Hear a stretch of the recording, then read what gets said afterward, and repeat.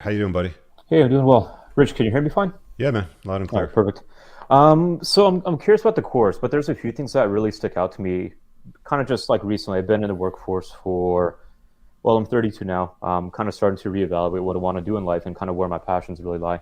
Hmm. Um, I'm based out of Vancouver, so that's another thing about the city too, is kind of where I'm based at. Hmm.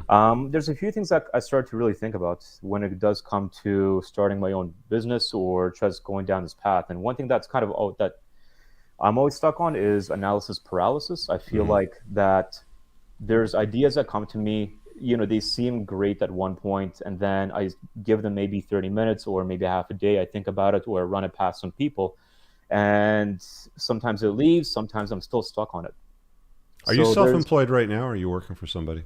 no, I'm working for somebody else. So I'm looking Okay. to go outside of that route. I want to kind of drive by myself. I am a more DIY person, so that's kind of why this is really sticking Okay. out to me.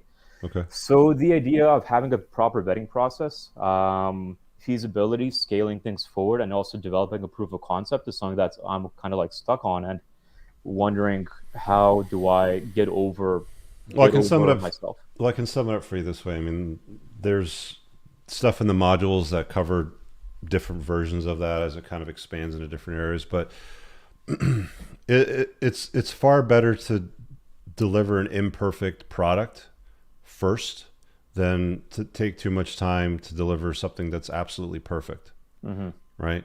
Um, that whole analysis paralysis is something that's going to it just it just sucks a lot of perfectionists into this like crazy vortex of bullshit. Hmm. And Yeah. I'll tell you the story. I mean, I shared in the course material too, I think, but I had this friend that was in a forum, and he had a big exit on a business, made a fuck ton of money. He didn't really need money. And he went and created this new business with his partners.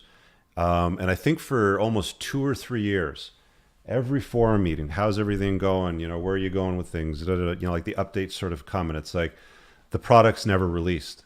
And they're Mm. always working on it. And they're always tweaking it. And they're always working on it. And they're always tweaking it. And I said to him one day, I go, dude, you're 40, you're burning through cash. Sorry, you're burning through personal cash. Then he's also burning through cash in the business at a burn rate of like 60 grand a month because it was Mm. him, two other people, and a couple of coders. Um, and I was like, some 20-year-old with exactly the same idea with a case of Red Bull and a bunch of boners is going to fucking fly right by you and put it out to market first and destroy you, right? And Hmm. it's like, yeah, you're right. So he put it out like within about 30 days of that. So don't get too caught up in like the perfection, like the absolute perfection of the product. Deliver something.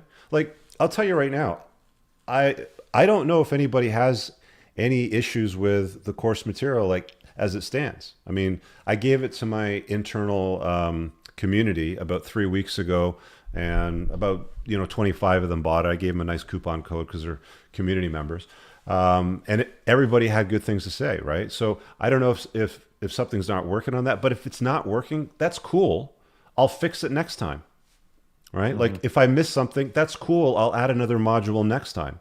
Like it's far better for me to ask for forgiveness than to ask for the permission of everybody that I'm delivering exactly what everyone wants, because I'm not going to make everybody happy. I mean, if enough people say, "Hey, you know what? I really wish that you would have spent some time on this thing." All right, I'll add that to the next module, and I'll make it Hmm. free to the ones that already bought it, right? Yeah, Sort and of thing. that comes down to product development at that point. You're iterating it at that point and improving on it further. It's just Yeah. I think it's like the initial hump of trying to get over and thinking, okay, this is a good idea or this is a terrible idea. I don't think this is going to scale. I think that's kind of where I feel. Oh, I get stuck on sometimes just because it's one I of those feel, I things. think, right? Yeah, but let's remove the feelings out of this. But that's Yeah. kind of the thought process. Sometimes it's will Yeah. this work? So just don't get too caught up in your head, right? Like just get it delivered. Like a lot of these Silicon Valley guys will set the bar in the sand as a minimum MVP, minimum viable product, right?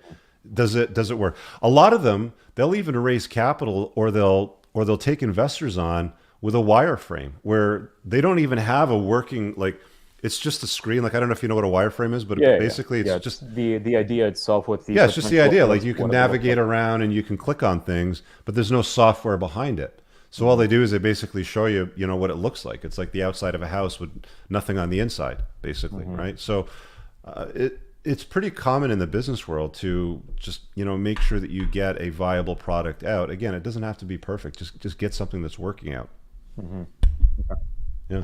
All right, cool. Thank you. All right, Thank man. you, Rich. Thanks, Axel.